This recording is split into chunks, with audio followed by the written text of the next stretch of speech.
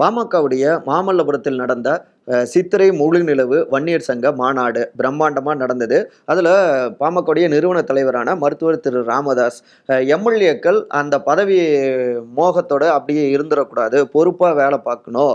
இல்லைன்னா யாரா இருந்தாலும் சரி, நான் கடல்ல தூக்கி போட்டுருவேன் அப்படின்னு கடுமை காட்டி பேசியிருந்தாரு. இதன் மூலமாக புதியவர்களுக்கு நான் வாய்ப்பு கொடுப்பேன் அப்படின்னும் தெரிவிச்சிருக்காரு. இன்னொரு பக்கம் 10.5% உள் இடஒதுக்கீடுக்காக வன்னியர் சமூகத்துக்கான அந்த இடஒதுக்கீடுக்கான போராட்டத்தை தீவிரப்படுத்துவேன் அப்படின்னு தெரிவிச்சிருக்காரு.